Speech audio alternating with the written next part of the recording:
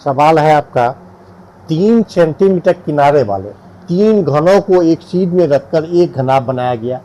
इस घनाभ का कुल पृष्ठ क्षेत्रफल ज्ञात कीजिए। तो क्या क्या दिया हुआ है मानते हैं। ये एक हम रफ में एक घनाभ बना लेते हैं। अब इसका किनारा दिया हुआ है 3 सेंटीमीटर, यानी 3.5 सेंटीमीटर है। इसी प्रकार का कर रहा है 3 घनाभ बनाया है।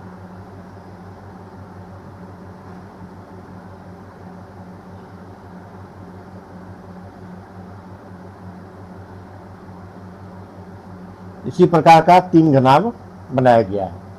तो इस प्रकार का तीनों घनाभ का क्या निकालना है, कुल पृष्ठ का क्षेत्रफल। तो ये 3 है, तो ये 3 है और ये भी 3 है। तो अब जो है घनाभ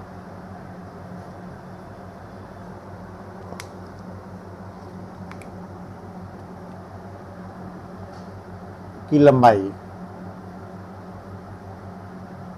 तो ये 3 + 3 + 3 या 3 × 3 बराबर 9 सेंटीमीटर घनाभ का ये लंबाई हो जाएगा। और ऊंचाई कितना होगा, घनाभ का ऊंचाई 3 सेंटीमीटर और चौड़ाई, ये चौड़ाई भी 3 सेंटीमीटर ही रह जाएगा। चौड़ाई भी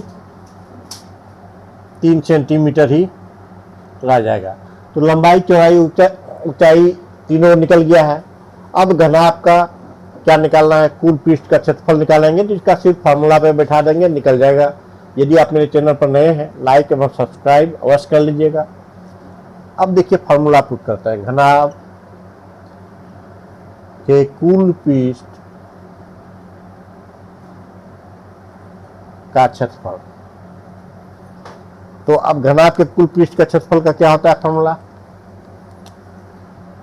2LB + BH + LH, ये कुल पृष्ठ का क्षेत्रफल होता है।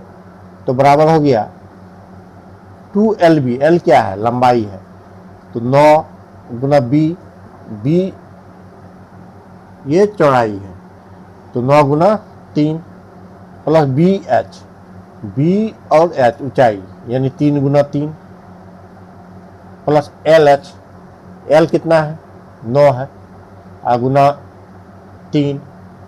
अब इसको कैलकुलेट करते हैं तो कितना आता है, ये देखिए क्षेत्रफल है, तो इसको हम सेंटीमीटर में स्क्वायर में ही होगा।